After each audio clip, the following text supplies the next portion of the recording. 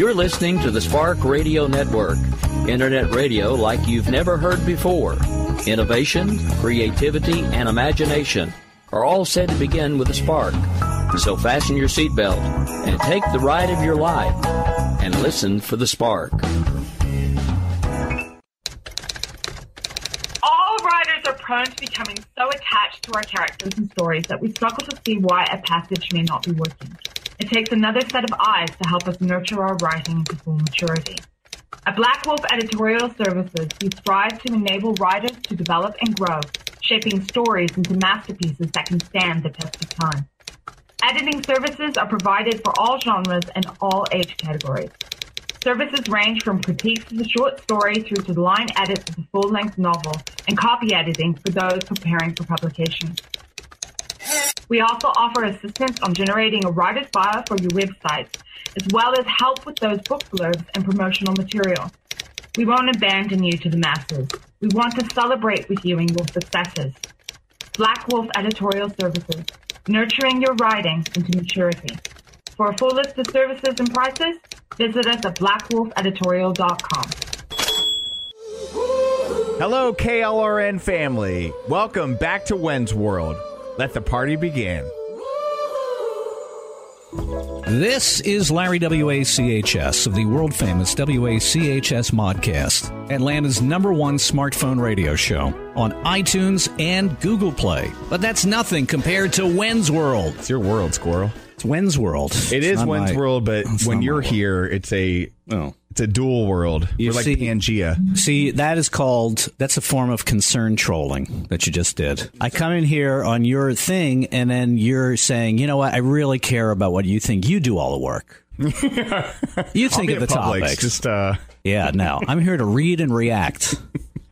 I see through you. I know what you're trying to do. You're trying to foist all the work on me. I got a new producer for the show, Larry WACH. Yeah, see, you've already created resentment. That's why you're not a leader of a show. You create resentment. Although I did a good bit of that, but still. Hey, that's okay. Takes all kinds. At least I was doing the work. You're always doing the work. You're doing work like the ATL Falcons are doing. What a freaking shocker, man. Yeah, I was wrong about the Falcons, I will admit, because I'm a man. I said that there's not much difference from 2015, but there is. The difference is Alex Mack, the center. Alex Mack, the center, has stabilized the line there. Therefore, Matt Ryan can pass with confidence, step up in the pocket without fear of his spleen being lacerated. And that's been the difference. I don't know. When they get up against a good defense, it'll be interesting to see, but I still think they have a renewed zest. I think it's safe to say that the Panthers may not defend the National Football Conference this year. No, and I go back to what I said right after the Super Bowl. When he didn't jump on that fumble, it caused a ripple. His teammates think Cam Newton's an ass, but they won't say it publicly but there's dissension on that team because of that. Also, they lost Josh Norman, and they're not as good as they were. They're just not as good. Now Thomas Davis is going to be out. Cam Newton, he's just lazy. He's just a lazy guy. He just he acts like he's entitled. He's reached a certain plateau. Done. Now, it may not be the case, but that's his behavior. Doesn't act like a team leader. Think they can win out in Colorado this weekend? I don't know. We'll see how much they've been improved. I think they can win. I think they have so many weapons that even though Denver has a great defense, they'll be hard-pressed to mobilize their defense perfectly for 60 minutes against all those weapons. He's got 2 running backs. He's got 5 wide receivers. Mm-hmm. He's got 2 tight ends, Matt Ryan. And so many different looks and different packages they can throw at the Broncos. So I think they'll be more successful than people fear or think right now. Yeah, Denver's in pretty good shape also. Simeon or not, I mean, it doesn't really matter. Well, they don't have much of an offense. It's just a run offense. Now, I think it's going to be another high-scoring game. 50 points will be scored.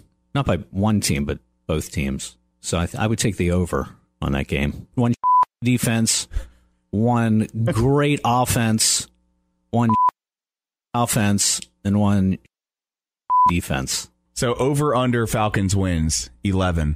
Under. I think their defense is not ready to catapult them above 11 wins. I feel like the Saints are going to come back and give the NFC South a run for its money. Mm-mm.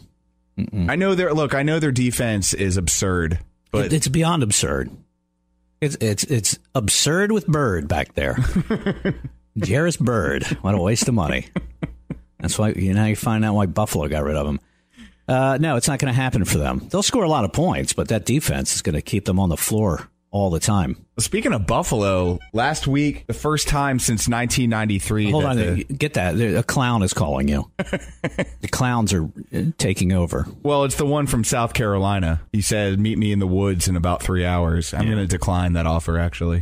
I have things to do at 4. Okay. But first time since 93 that the Patriots were shut out at home. Well, those weren't the real Patriots. There's no Tom Brady. And rookie Jacoby Brissett can only do so much. That's going to change next week. The Patriots will be back. And still, the fake Patriots are 3-1. Yeah. And Tom Brady's hair has been growing in nicely. Mm-hmm. So he has regained his testosterone, thankfully. Yeah, Tom Brady with his haircut is coming back. It's all falling into place, Patriots fans. Don't you worry. It's funny, too, because for fantasy owners who got him in the late going, they're finally feeling that relief factor. Oh, he's back. Thank God. I wasn't feeling that way last week. I sat Roethlisberger in favor of Cam Newton. I was kicking myself. Can I just say something without being mean? Well, go ahead. That's a caveat for you being mean, but go ahead. Talking about one's fantasy team is dull. Not if it's my fantasy team. Well, yeah, I mean, if I'm talking about my fantasy team, it's the most fascinating thing on earth. But it's like what people talk about their own kids. Oh, Johnny got an A+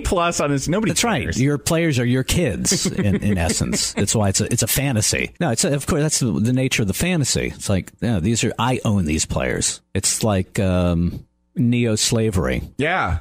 Right? I own all these players. I own these guys. They work for me. And you know what? If they don't perform this week, I'm going to send them to the waiver wire. They're out of a job. It's funny because Gronkowski was on Good Morning Football talking about how people have been approaching him in the grocery store saying, dude, I picked you in the second round. You've gotten me nothing this year. Yeah, I'm sure it drives these players nuts. That's all they hear. That's all they hear. Gronkowski is just the only guy who's candid enough to admit that. But every single NFL player, well, not every single one, the ones who are sitting on the bench, but 50% of the NFL players hear constantly like, hey, you my fantasy team. Like, dude, I'm trying to get some milk and bread for the hurricane. Shut up. It's enough. It's crazy. So, like, if I were an NFL player, I would just pepper spray people who came up to me about their fantasy team. I'd be mean. I don't care if it gets on TMZ. I don't care if it gets on Drudge. Larry Wax, wide receiver for the Falcons, was mean to a fan. I would respond immediately with my tactical PR team and say the reason that Mr. Wax was rude with that fan is because it was the 20th fan that day to tell him that he up his fantasy team. And you would snap, too, if you had to sit and listen to that. What if you were, like, put yourself in that position, people, all you fantasy owners. Like, you have jobs, too. What if somebody came to, this, by the way, this does happen in real life. It's called corporate ownership. Every day, your boss, who's run by a hedge fund from some multinational corporation, looks at you and says, you're up my fantasy team, okay? And you're fired. It happens in radio every single day. It happened to me, and nobody likes it. So fantasy owners, stop going up to your players in person and telling them that your fantasy team is up because they don't want to hear it. And you should have drafted better, and you should read your information better and get some better algorithms. How dare you tell your players what to do? It's fantasy. It's not reality ownership. Okay, so that's my message to America. Stop telling America's football players what to do. They don't want to hear it. They've got bigger fish to fry. More of One's World to be discovered right after this.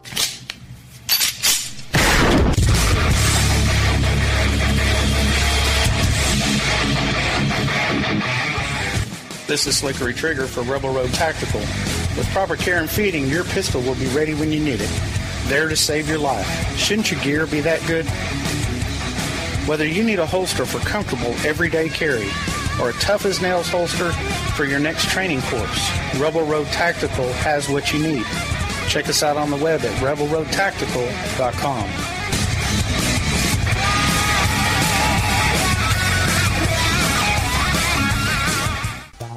Welcome to Wynn's World. It's Weird Science Time. Oh, yeah, Weird Science Time. We brought the expert Dr. Fuzz Rana of Reasons to Believe, found online at reasons.org. Back to Wynn's World. Dr. Fuzz, how are you?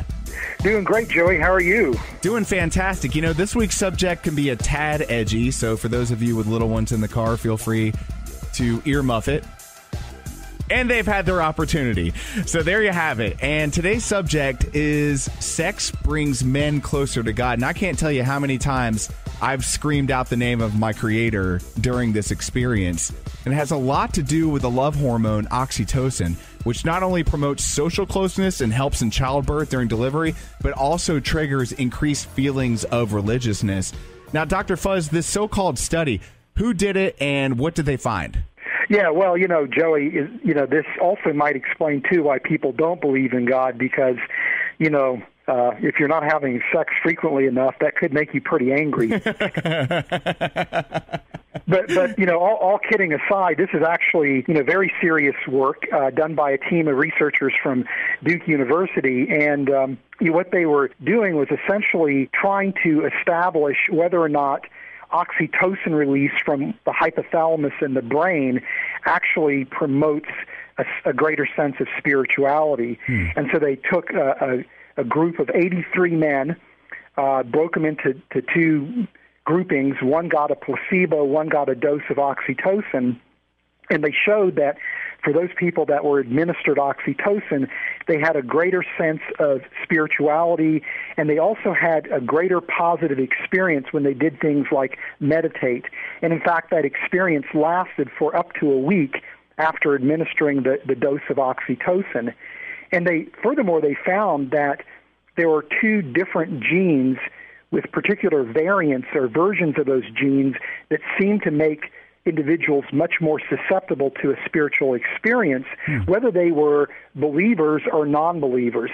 And so they are arguing that there's a biological basis for belief and for spirituality related to oxytocin release in the brain. Now, when we're talking about this love chemical, again, if you're just joining us, we are with Dr. Fuzz Rana from Reasons to Believe. You can find him online, reasons.org. Connect on Twitter at RTB_FRANA. Now, Dr. Fuzz, we were talking about the experiment with the two groups. One received the actual oxytocin, the other the placebo. Now, what kind of other external factors, let's say there are other medications or maybe even street drugs that help us release this chemical? And is it similar to dopamine in terms of the happy juice, so to speak?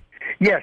Well, when it's released from the hypothalamus into the forebrain, it functions like a neurotransmitter, just like dopamine. When it's released into the bloodstream, it's functioning like a hormone. But in the study, they controlled for medications, they controlled for, age and all those other types of factors, such that they could see what appeared to be this one-to-one correlation between oxytocin administration and, again, the spirituality response. And so it looks like, again, what seems to be driving that response is not only, again, the oxytocin release, but the genetic makeup of the subjects who, again, responded either to a greater or lesser degree to the spirituality as a result of the oxytocin release. Now, you mentioned that the group studied were 83 men. Would women have the same kind of response, or? Well, at this point, nobody really knows the answer to that question. There's not been a comparable study done with women. I think that's the follow-up to it. So at this point, we can only conclude that for men, oxytocin release does seem to be, again, related to the spiritual experience that they would have. Now, you also mentioned that it was released from the hypothalamus, if I'm pronouncing that correctly, and it's not created, but they were given a dose of it. So is the natural stuff more potent, or can it be mimicked completely from scientists? Yeah, that's a really good question you're asking. And again, it's not really clear what effect just simply administering it externally has compared to its release from the hypothalamus.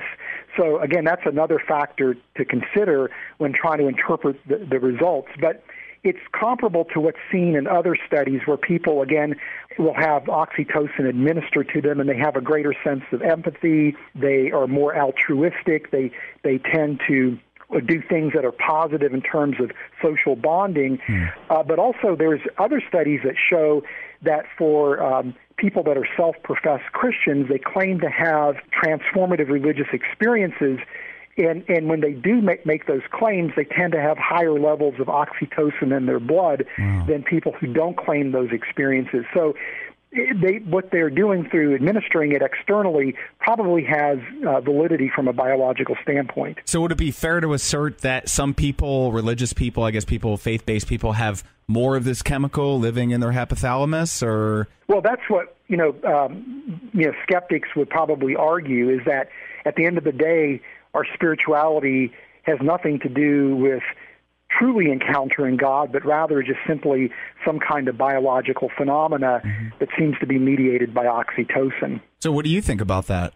Well, as a Christian, these results actually don't trouble me whatsoever because the view that I have of a human being is that humans are brain, mind, and spirit, and that the brain, the mind, and the spirit are all interacting with each other. They're kind of interdigitated together. And so that being the case, and being that we are made to be in a relationship with our Creator, we were made to be in a relationship, men and women, we were meant to have children, to multiply and to fill the earth, it makes sense that a Creator would put in place a biological mechanism that would, basically bond men to women, bond mothers and fathers to their children, bond people together in community, but also be something that could bond us to our Creator.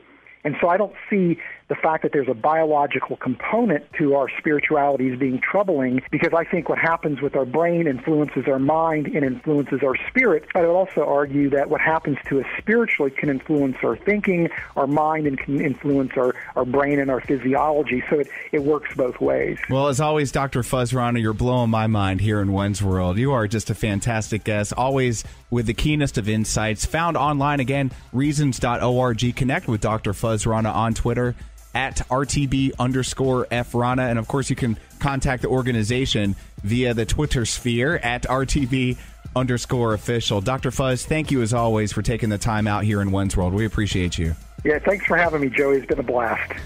Break! On this harvest moon. It's October. The weather's cooling off. A whole lot of Oktoberfest going on in North Georgia, Helen and such. And since it's Oktoberfest time, we thought we'd bring in our southern sister herself, the great Jenny McCormick. I'm here. Back to When's World. Girl, welcome. Oh, where's my polka music? That really goes along with the segment. I'll throw some in. I'll grab my accordion here in a second. Some? Yeah, absolutely. That's what I do. Oh, yeah. What do you think of beer cheese soup? I love it. Okay, I like beer.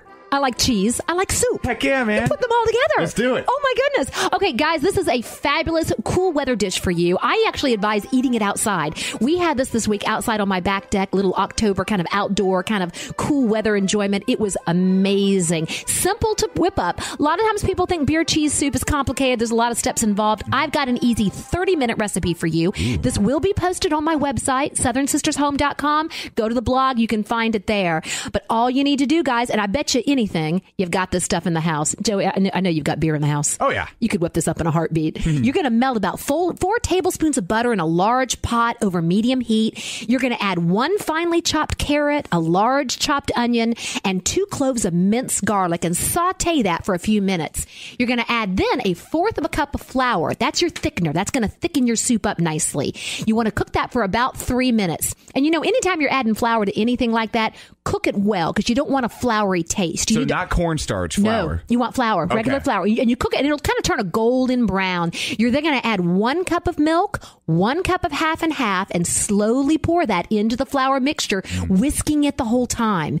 Turn up the heat a little bit, and you're going to add 16 ounces of beer. Now, which kind is your choice? If you want a nice dark, heartier beer, you can do that, or lager, doesn't matter. 16 ounces go into the pot, and a tablespoon of Dijon mustard. Bring it to a boil, whisking it, frequently, and get it nice and piping hot. I'd simmer it for about 10 minutes or so. Nice. It's going to smell incredible.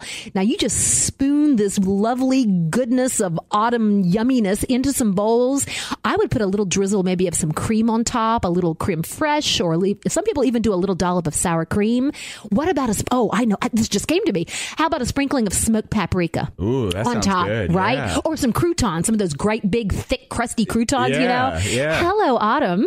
And, of course, you want to serve it with some beer. Well, of course. And this is something that you can even give to the kids, right? Because it's all boiled out. Folks think, no, you're not going to get drunk off of the beer cheese soup. The alcohol cooks right out of it. It only takes a few minutes for that to happen. Awesome. Yeah. Well, I'll do the rest of the drinking for everybody on the side. There you go. This is so I had this week. It is out of this world. I got to try it. And even a novice like me could probably whip this thing up and get it going. It's a very manly soup, too. You know what I'm saying? I think so. Absolutely. It's not a foofy. It's not like a little gazpacho. Well, you don't want to use any Bud Light. You want to throw some decent beer in there, right? Something with some weight to it. Yeah. Aaron could advise you on that. Absolutely. We might have the beer guy in here in Wensworld a little bit later on, too. Good. Well, happy fall, y'all. Absolutely. Jenny McCormick, always a pleasure to have you. Again, you can check out this recipe and many more on her blog located southernsistershome.com. Jenny, always a pleasure to have you here in Wensworld. Great to see you.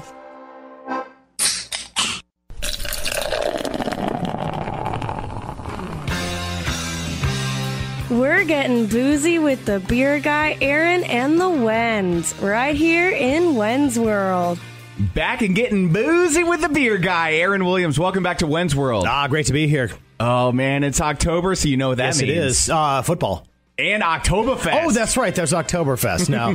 Technically in Munich, Oktoberfest is over. It's traditionally the last week of September. They move it out there just for the better weather. And but here in America, we celebrate Oktoberfest all month long. There's always some celebrations. You go up to Helen, you do the whole thing up there and have a good time. And this is the time of the year, again, where the seasons change a little bit and we start getting more breweries coming out with some of their more Oktoberfest/fall type beers. Well, you're the man to go to for all the local brews. So what are you drinking this October? Well, you know what? I love a classic Märzen. Now, it's not technically the beer that they do drink in Munich. They usually drink more of a fest beer, which can be a little bit lower in alcohol by volume and a little bit on the sweeter side, a little bit more honey notes on that.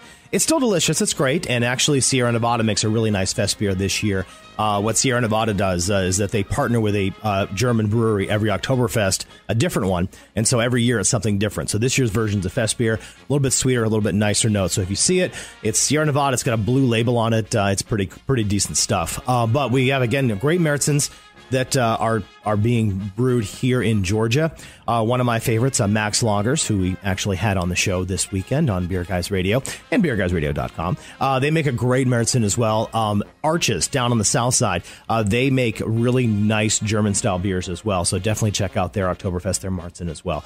But there are tons of them out there. This is the time of the year, so I would just head to your local bottle shop or brew pub and check them out. So when you're down in the Kraut and the Kielbasa and anything German, those are some good pairings, right? Definitely. A Märzen is a really nice. It's one of my favorite beers to drink in this time of the year. You got the seasons changing a little bit. You're cracking out the sweatshirts and really started to enjoy some of the crisp fall weather.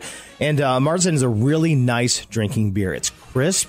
It's got a good malt backbone, so it holds up to food, especially some of the bigger food, the Krauts, the brats, and those types of things that you're going to get in Oktoberfest. But again, it's crisp enough and low enough in alcohol by volume that you can drink 3 or 4 of them and really not have a problem. And that's why we bring in the Encyclopedia Beertanica, Beer Guy Aaron on Twitter. Hey now. And, of course, you can catch him and his partner, Tim, Beer Guys Radio, every single Saturday, AM 920 The Answer at 1 p.m. And always on demand, beerguysradio.com. Aaron, cheers. Cheers. Individuals and businesses with tax problems, listen carefully. Do you feel like you're losing control over your finances? If you owe over $10,000 in back taxes or have unfiled tax returns, we can help you take back control. The IRS is the largest and most aggressive collection agency in the world, and they can seize your bank account, garnish your paycheck, close your business, and file criminal charges. Take control of your tax problems now by calling the experts at Tax Mediation Services and take advantage of the Fresh Start program and new laws that may allow us to negotiate a settlement for the lowest amount possible. Our team of tax attorneys and enrolled agents can stop collections and get you protected so you can take control of your financial future. Tax Mediation Services is accredited by the Better Business Bureau. Call now for a free case review and a price protection guaranteed quote. Call Tax Mediation Services now at 800-610-9050. That's 800-610-9050. 800-610-9050. So yet again, I run into the great, the one, the only, Ken Kington. Ken Kington Comedy. Welcome back to One's World, Ken. Man, it's so cool to be here. They broke the mold, and then they made me. So, man, it's always good to bump into you. Well, last time we spoke, you had just busted out of the pokey. Right. So it's still on parole. It's awesome. Living large. My wife lets me go anywhere I want to now. So. Well, I love the ankle bracelet. I think it's very becoming. It beats the boot on the wheel of my car. So, yeah. So you just went to the great land down under. Wait, not Australia, but Mexico, right? We did. Somebody gave us like a 5-day trip to Isla Mujeres, which is off of the about 30-minute boat ride from Cancun, and it was. I've never seen an iguana sanctuary before, and they were everywhere. Were they cool. very religious lizards, or no? It's just a place where they hung out. Yeah, one of them had a little white and black collar on, and he held a little mask there. It was awesome, but no, it was a lot of fun. It was I think one of the funnest parts was watching my wife in Mexico, and so we're on this little 4-mile island. And I said, wow. And she goes, how many tourists do you think? I said, I think most people are Mexican. She's like, shh, that's so racist. And I was like, what is? And she goes, you can't say Mexican. They're Mexican people. Or they're Mexican.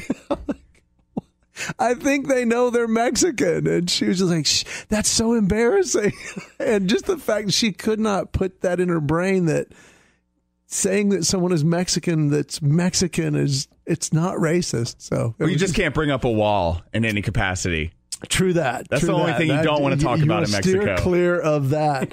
But this whole island, one of the coolest things, they had these golf carts with these massive off-road wheels, and you can rent them and drive them all over the island. That was one of my favorite parts. Nice. So was it business, pleasure, or both? Totally pleasure. Just 100% pleasure. We were at this resort, all-inclusive, where you eat and just chill, and it was hysterical. Oh, I love those all-you-can-eat places, man. Yeah, it's like a buffet. They come by the pool all day going, more food. And the only part I didn't get is I didn't know how to say ice in Spanish. And I would ask for, can I have an iced tea? And they'd bring me tea, and I'm like, I need ice.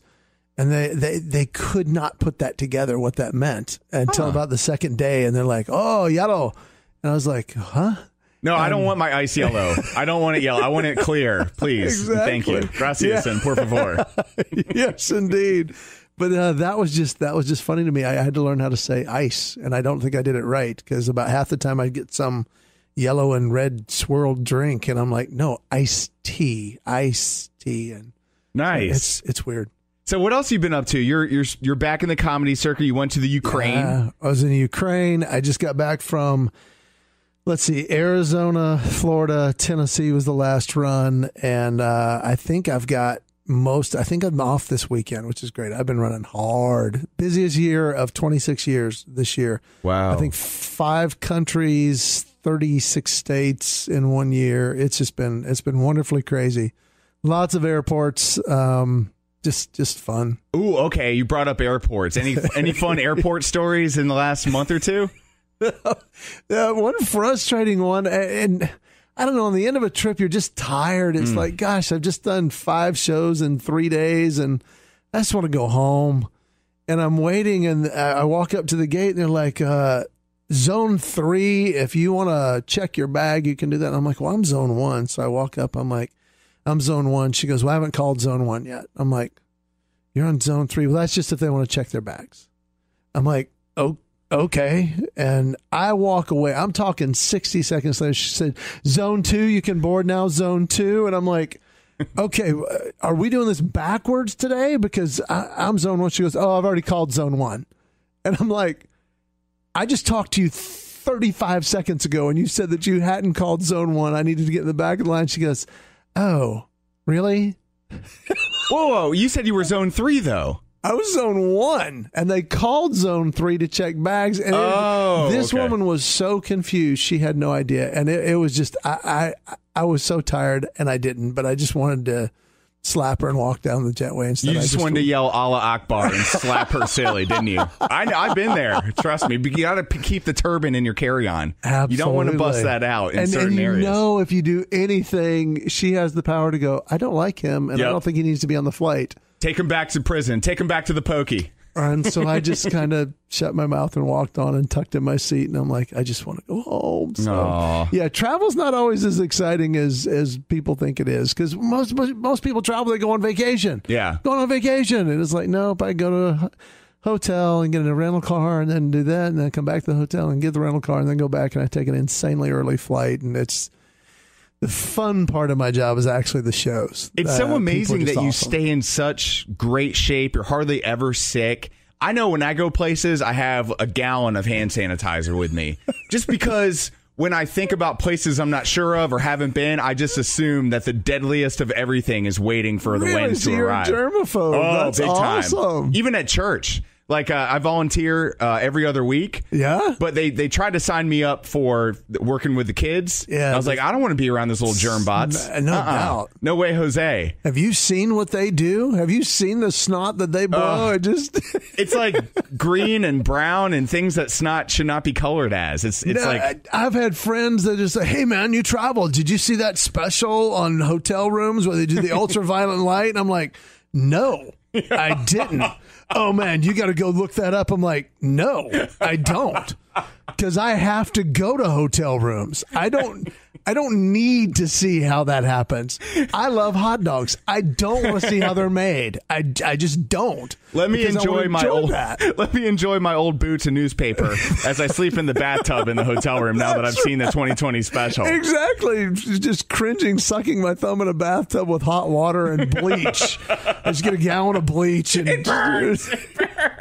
God. Yeah, I think that I think we need to not know as much as we do in some categories. Right? So yeah, just let it be. Let it be. So what else are you working on? So you got a weekend off, but after that, you're back on the road, I guess? I am. What else I'm working on? So best year ever. Been in front of, I don't know, a lot of people, thousands upon thousands that come home. My oldest son, who's agreed to do this landscaping job, gets mono. So I come home, and he's like, Dad, is there any way you can do that? So here I am lugging lawnmowers and weed eaters. I throw my bags in the room, and I get in his RAV4, put the lawnmower in, put all this, and I'm going and mowing lawns in the evenings. And I'm like, really? This is what it's come to. So it gave me flashbacks, because when I first started doing comedy, my day job, I worked for a landscaping crew. I'd left the corporate world, and I had to be flexible. So I'm behind a walk behind, just dirty, and then come home, take a shower, and go do a 15-minute set somewhere. And so it gave me flashbacks to that. I'm like, well, at least I'm getting paid for the comedy part now. So yeah. It's a blast. But it did kind of hit the reset button of going, be thankful for how far you've come. So no kidding. I'm still really good at landscaping, though. I was going to say, I can smell the fresh cut grass on you. It smells delicious. It's for the dirt and sweat. But yeah, once you learn some of the tricks of the trade, you don't forget them. What did I just hit? I just knocked a speaker out of the ceiling. That's bizarre. So you got this weekend off, and then what can the rest of America anticipate in terms of Ken Kington traveling? You know what? I haven't even looked that far. If I get 1 week at a time, I'm good. That's what's up. It's pretty amazing that it really, I would think it was crazy also, but I know I'm supposed to leave out next Friday, and there's been more than once. I've gotten to the Atlanta airport, and I have no idea where I'm going. But you do know you're in Zone 3. Just so you know, you're in Zone 3. I don't know which gate, where I'm going. I'm in Zone 3. Help me. Zone 3. I'm in 3.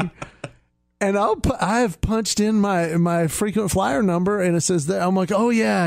I'm going to Arkansas this week or whatever. So nice. Yeah, I think it's Florida. I think that's the next run, but I don't know. Very cool. Well, in the meantime, everybody can head to KenKington.com. They just Google KENN and hit enter. And you'll recognize Ken. He's the Oriental-looking man from the techno Japanime videos, right? Oh, no, you're the other guy. I'm the other one. My bad. There's him and me, but I'm really impressed you remember that. That's awesome. Common misconception. Indeed. You know? I always remember the the least important things, as my wife would say. I'm like, man, I remember back in 1987 when New Kids on the Block came to the Spectrum in Philadelphia. I'm not supposed to admit that on air, but that's one of my shameful memories. That, well, I'm not ashamed of it. It was my first concert, but I can't remember, important things. Like, yeah, and Justin Timberlake was wearing yellow high tops. I remember that. It was awesome.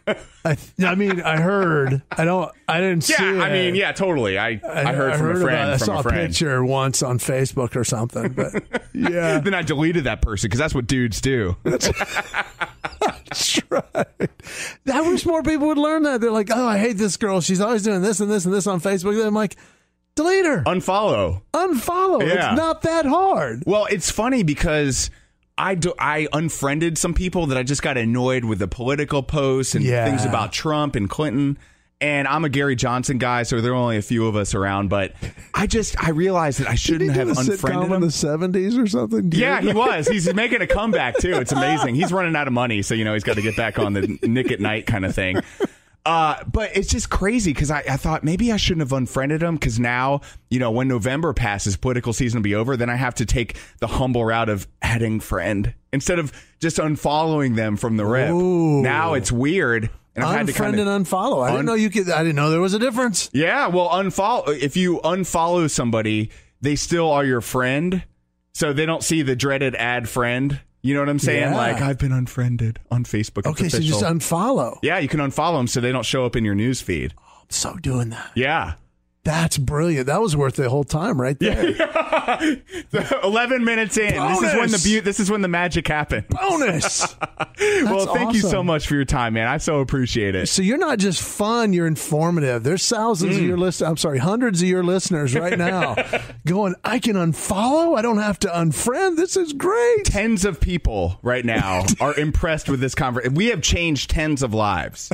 Okay, fives of lives. Okay, and that's as long as one person is affected by this radio program, I feel like I'm a winner. I do. You are. It's amazing. That was a great segment, man. Way to go. And of course, you can follow Changing the world. You can follow the great Ken Kinkton on Twitter, right? Yeah, I'm trying to think of what my Twitter. I think it's 2N Ken or Ken 2N. 2N Ken. No, that really is like KENN, the number 2, and then the N. Somebody just created a pirate account now with your picture as the Japan and May guy. You're gonna put like crazy 2N Ken. Sunglass ads on there and if something. Get your Ray-Bans, just $1 right now. Just pay separate processing and handling. Ken, always a pleasure to have you in Wens World. Thanks for joining this wacko right here. I really appreciate it, man. Man, great job. I can't wait to get back. Tired of paying outrageous prices for Viagra? Well, we have great news for you. Now you can finally get Viagra at huge discounts. Healthy Man allows you to save up to $500 on Viagra. Why pay U.S. pharmacy prices of $15 per pill or more when you can get Viagra for less than $3 a pill? Call today and get 40 Viagra pills for only $99. This can cost as much as $600 at your local pharmacy. You can't afford not to call us. If you want Viagra at the lowest prices, never pay $15 a pill pharmacy prices again. Get Viagra for less than $3 a pill. Call 1-800-516-7602 today and save up to $500 and get 40 pills for just $99. Healthy Man is fast, easy, and affordable. Operators are waiting at 1-800-516-7602 to take your call right now. Call 1-800-516-7602. That's 1-800-516-7602. Again, 1-800-516-7602. Welcome back to Wens World, and this time we're going to take a slight right turn, and we're going to talk about vaccinations. Kind of a hot topic nowadays with all the scares of autism. You've heard Jenny McCarthy in the news. A lot of parents are choosing not to get their kids vaccinated for fear of said illnesses and setbacks in early childhood development. And with me now is author Jennifer Reich. She wrote the book Calling the Shots: Why Parents Reject Vaccines. Jennifer, how are you? I'm doing well, thanks. Thanks for having me. Of course, of course. Now, we usually don't get too serious on the show, but when I saw this, I thought, wow, how perfect, because the Wens here is having his very first child, and the vaccination debate has been going on for quite some time, and I kind of wanted to get an expert's point of view, so that's why we brought the great Jennifer Reich in today. So when you wrote this book, what was the reason for it? Was there something personal about it that kind of brought you to spend all of this time doing fantastic research and put it all together for the rest of the world? That's such a great question. So I'm also a parent, but I'm about 16 years ahead of you. And at the time I started this research about a decade ago, I had young children, and I was talking to other parents and listening to those around me, but I was also working at a medical school and listening to the stories from physicians. And it was the same moment, I don't know if you remember, when President Bush was suggesting we start revaccinating against smallpox, that there could be the risk of bioterrorism, and that there was a sense of sort of collective panic about the possibilities of infectious diseases.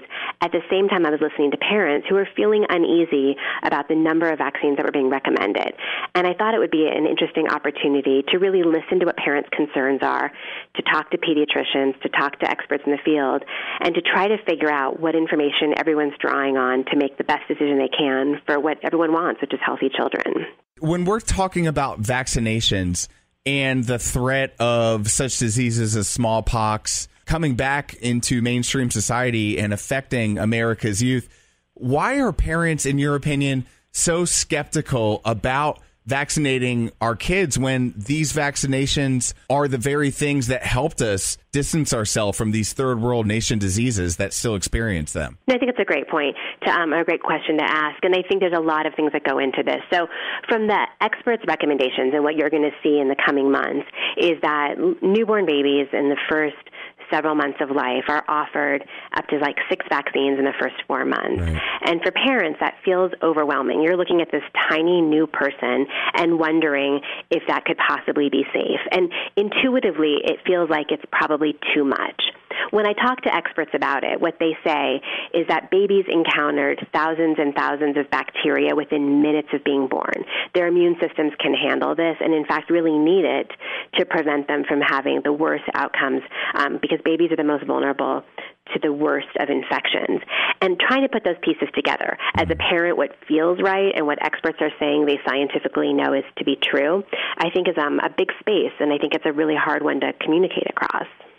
I mean, obviously, you put years and years of research, interviewing people, studying all the statistical data involved with all of this. But what's the takeaway that you want to give people? Obviously, what I've gotten out of the summary is make an informed decision, but at the same time, the power is still yours as the parent. Is that something that you want to echo? I think that's an important way to think of this, but I do think that there's places where parents can look to experts for guidance, and that most of us don't know a lot about microbiology, but we should be asking good questions. So what I find is that parents are asking important questions about vaccine manufacturers, about pharmaceutical companies. They're asking good questions about timing and safety, and they deserve really good answers.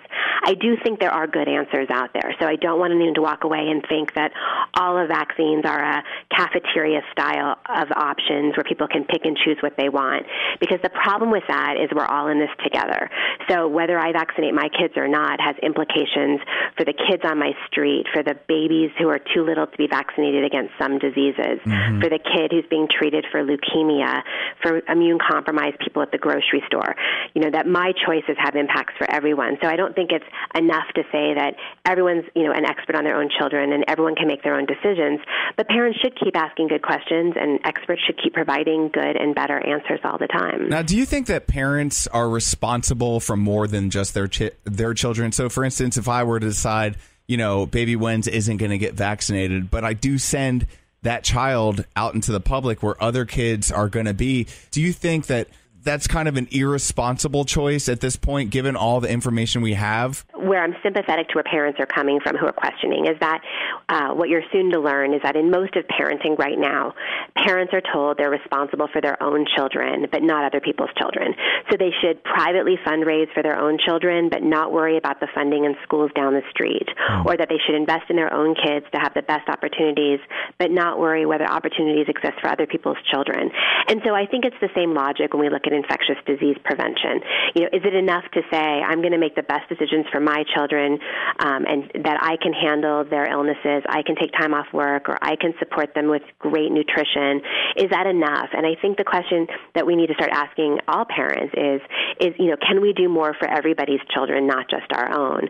And I think that's a broader conversation that parents need to start having that really has fallen out of favor.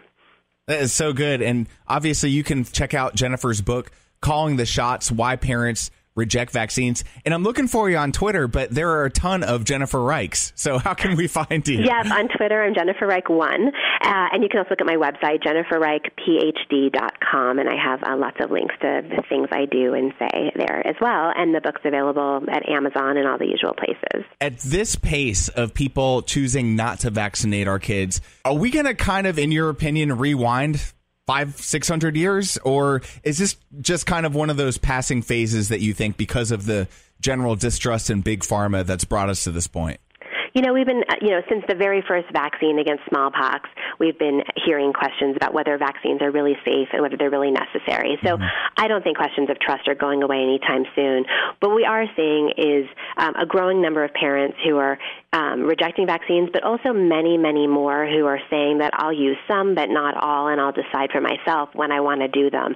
And the problem with that is that it increases the amount of time that children are vulnerable, and we're seeing the return of vaccine-preventable diseases that we really hadn't seen in a long time. So something like measles had been eradicated from the U.S. in the 2000s, and it's been back, and we've seen it go on vacation to Disneyland last year. We've seen it travel to little pockets where folks are not fully immunized, and we know that most kids will handle measles fine, but about 1 in 10,000 will be decimated by it, and that's a certain kind of roulette that I think people are playing with public health. So it's going to depend, but we should be asking questions about how can we protect everyone against all these diseases. And I agree, I don't want to see polio come back to North America. We haven't seen it since 1979, and it would be great to not see it again in our lifetime. Have you found any correlation socioeconomically and vaccinations and how they intrinsically tie together, or is that just a fluke? Is there any specific groundwork that you can point to kind of point to a connection with that, or? Yes, there's a lot of research that looks at large-scale, sort of surveys and big data that I look at really in-depth focus on what parents say and do. But in those studies, what we find is that the pattern of parents who have kids who are not fully vaccinated falls in two camps. So for the kids who are not fully vaccinated because their parents don't want them to be, those children tend to be white, have a college-educated mother, and a higher family income. When we look at kids who are under-vaccinated, because they don't have regular access to health care, they don't have a usual pediatrician, they have a financial barrier to accessing health care services, those kids look really different. They tend to be black, have a single mother, and a lower family income. And those differences are profound because those kids may live in the same community, they may travel together, but they don't have the same kinds of family resources for really managing illnesses. And it makes a huge difference when you have parents who have to go to work or they risk losing their job. Having kids get sick means something very different in those families. So we don't see those families rejecting vaccines by choice at the same rate that we see families who have more flexibility and more disposable income. When I asked my wife about vaccinations, she just said they're getting vaccinated. I mean, there's no question about it. And then when I brought up, hey, but what about, there's like 6 or 7 of them at once. She's like, we'll just get them spaced out. So what do you think about that point of view? And I know earlier you said that, you feel like it's safe to have it all done at a time because of the way that children are introduced to bacteria so early in their life. Do you think that that's a reasonable point to stand on in terms of having them spread out over time, or?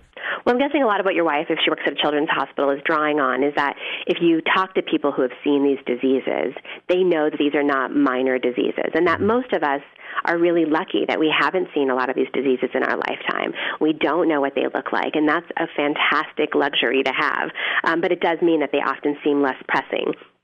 In terms of thinking about spacing, it's an important question. What we know is that a couple things. One is that children are offered many more vaccines than when most of us were growing up. So most of us were only vaccinated against a handful, 7 or 8 diseases, and now that number is like 2 or 3 times larger because there's more vaccines against more illnesses. And that starts to feel uncomfortable, that too much, too soon argument. When I ask researchers about what that means, what they often say is that it's more vaccines, but you're getting fewer proteins because the process of making vaccines is so much better than it was 30 years ago, that they're able to really isolate the singular antigen that they want in that vaccine, and that makes it possible to really limit what's being injected into babies. What we know is that about 20 or 25% of American parents right now, even those who fully support vaccines, are choosing to delay some and space them differently. And it's a complicated answer. does it matter if you're, the odds of being exposed to something like polio, which hasn't had an outbreak in the U.S., in 30 or 40 years, you can say you can probably absorb that. What experts who set the vaccine schedules do say is that when they put something on a schedule, they do look at studies about its interaction with other vaccines on that schedule at that time. So what they say is that they look at over 800 interactional studies, and what they're really interested in is how does the interaction between these maybe increase the immune response you get? Does the vaccine work better sometimes when given in combination? And that's another example of where experts produce knowledge scientifically that doesn't feel true intuitively to parents. And that's one of those places where there should be much better conversations to really close that gap. If we believe what those researchers are saying, we should all understand it.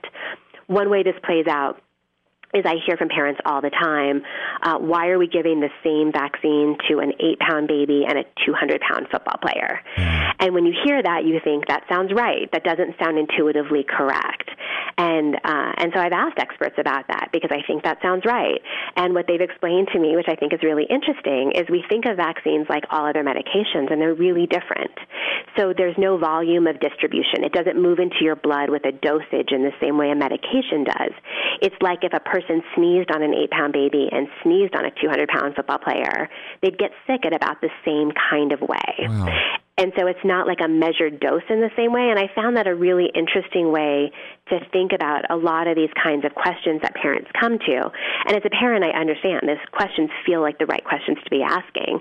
I just think that there's good answers that we could keep coming back to. Now, you brought up you have a family. How many kids do you have again? 3? I have 3, yeah. 3 kids. So what did your husband think about all this? I would say generally what I hear from parents over and over again is that mothers really feel like they're the ones who are best able to make this decision. Right. And that I've even talked to women who reject all vaccines who tell me that their husbands don't really care, and that one of them asked her husband, if I was hit by a bus tomorrow, what would you do? And he said, I'd probably just go ahead and vaccinate them, knowing this is a passionate issue for her. So in lots of ways, questions of children's health are usually left to their mothers in terms of food, in terms of nutrition, in terms of the kinds of daily interactions.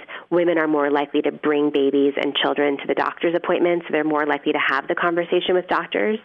Having said that, my husband is a pediatrician, and so he feels really strongly because he's seen most of these diseases in his career, and he's treated children with full-blown tetanus who have paralysis and spinal curvatures, and he has seen inactive polio from a child who immigrated to the U.S., and he's had babies die from whooping cough in his care, and so he feels really differently.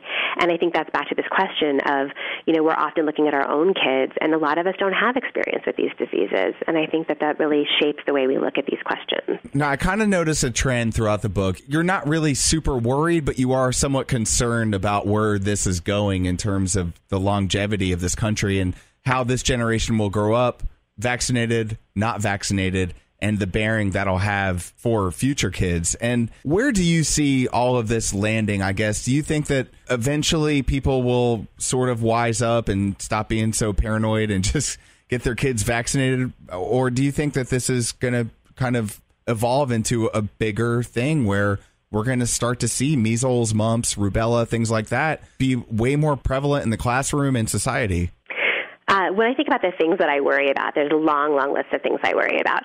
But in terms of this question, there's a good question to answer about vaccines. But what I worry the most about is that we're moving to a place where we're going to privatize all of family life and not take care of everyone in the community. And that concerns me more. I look at the way school funding, I work in higher education where we're seeing universities not supporting students. We're seeing record student debt for kids growing up and entering the workforce with mortgages to pay off for their education.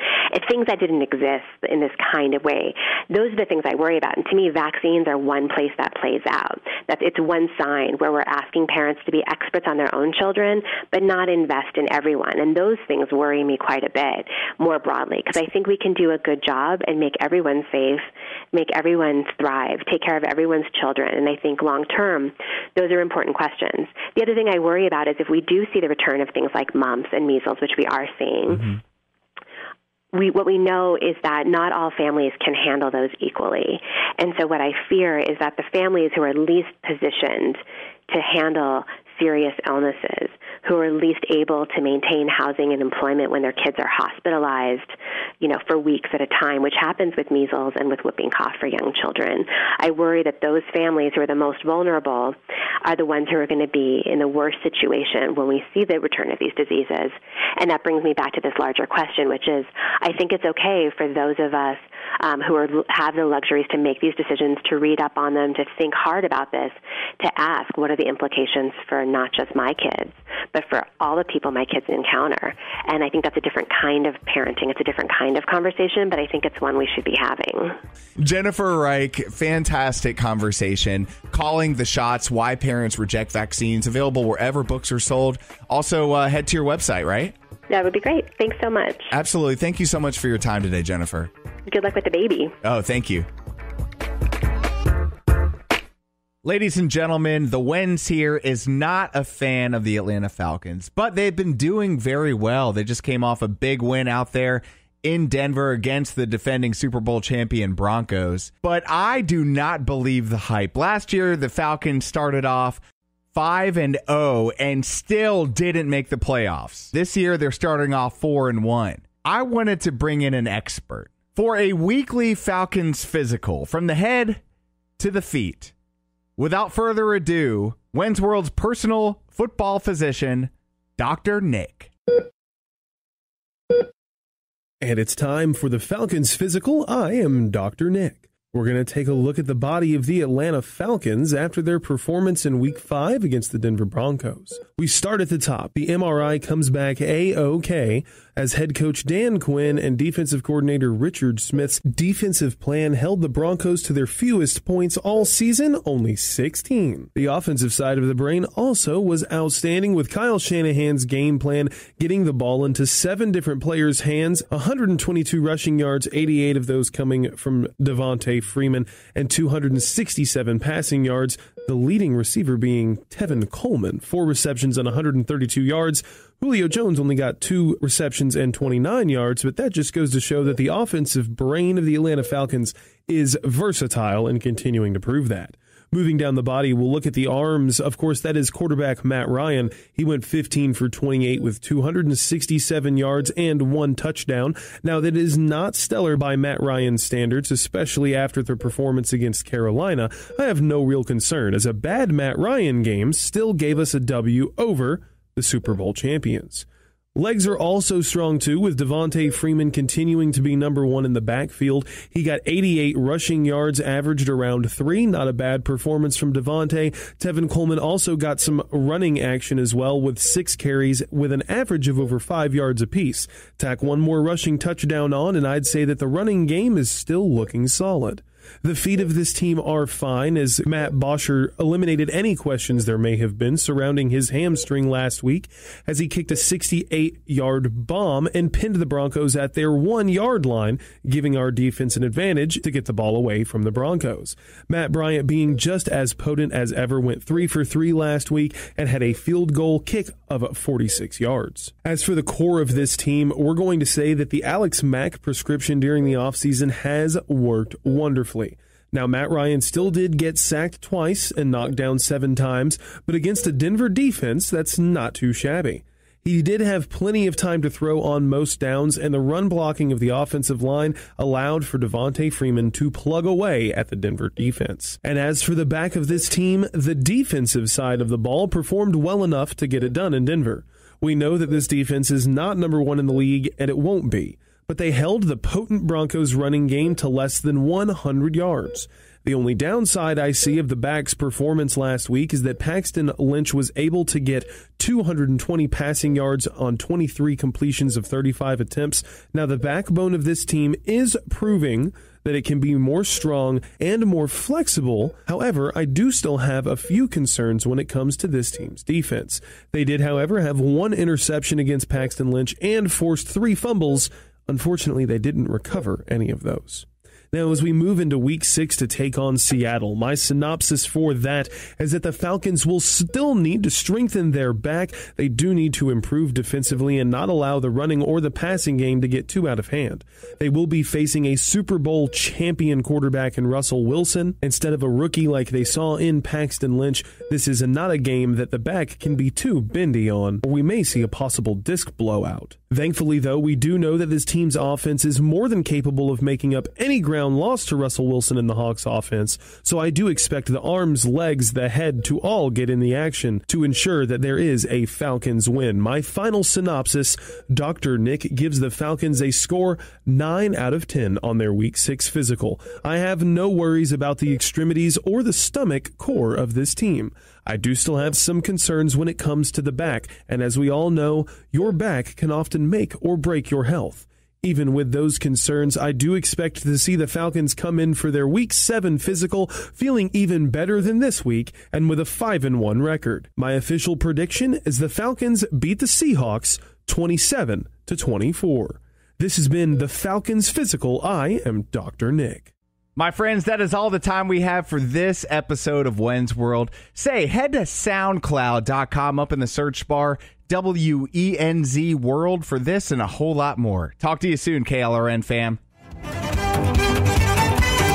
You are listening to KLRN Radio, where liberty and reason still reign.